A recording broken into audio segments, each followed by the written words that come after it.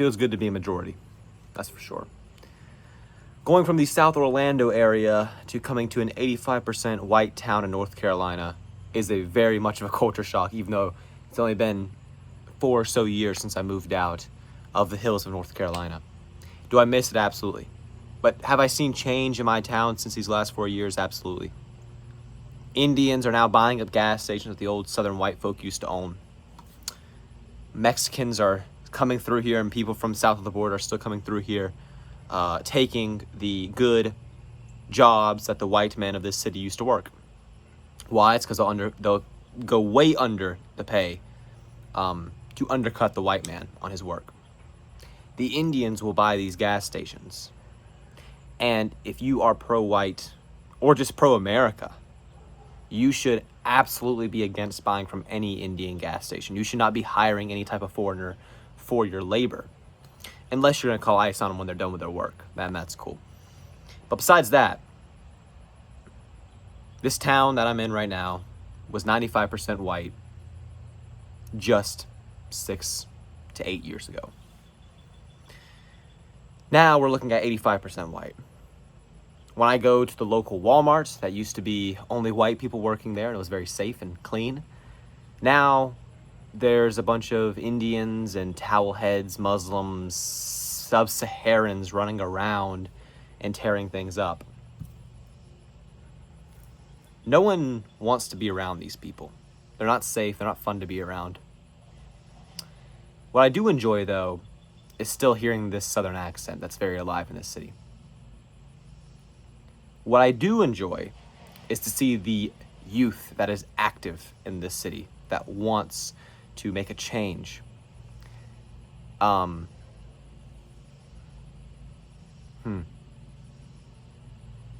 see it really important within these next few years that if white people are not going to stand up and stop buying from these Indian gas stations, stop hiring cheap illegal labor, if you're not hiring someone who is like either an African American or just a white American in general, you're anti-American. You're failing the nation. You should only be hiring people who are American. If they have some Spanish accent or Indian accent, do not buy from them. Don't give them your labor. Make sure these people are not welcome where we are. They have no right to be here. We should not be letting them feel comfortable because we go into their gas stations because it's convenient at night to go get a snack or a drink. This is what has got us to this place. The Indians and the Mexicans and the people who are south of the border have fed off of our consumerism and our want for convenience. And I'm actually going to ease up on the Mexicans a little bit here, and I will say, I will much rather have an illegal Mexican than a legal Indian. I find the legal Indian who owns a gas station much more of a threat than the illegal Mexican who is mowing a yard. Because when I go to these gas stations right now, that are owned just now recently by an Indian man, which I grew up when it was owned by an old white guy, they're owned by an Indian man. White people are working there. But what is going to happen when this Indian man's family comes over here? Those white people will be fired, and they will be replaced with whoever his cousins are, Kash Patel, Vivek Ramaswamy type people. The replacement will continue, not just in our neighborhoods, but in all of our businesses. If you stop buying from these people, that's how you make your statement. You should not be buying from any big corporation. You should not be buying from any Indian gas station. You should not be hiring any Mexican for any labor. You should be hiring your fellow tribesmen. You should be hiring your neighbor. And we know who our neighbor is. It's our tribesmen. So let's not get it confused that, oh, they're here hard working. They can stay here. No, they all got to go. They all have to go back. And it is our duty as Americans to look out for each other and stand up for each other. If there's a white man looking for work, we give that man the work. Even if it's going to take him longer, even if he's learning, we give him the work over the illegal Mexican, or even if he's legal. We look out for our people first, because every other group and race of people do that, and we're not allowed to do that. So the goal for all of us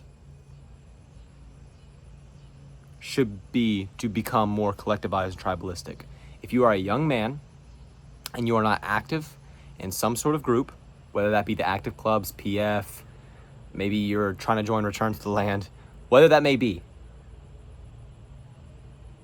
if you're not trying to tribalize and become more collectivized with your neighbor, you're not only failing yourself, you're failing your nation.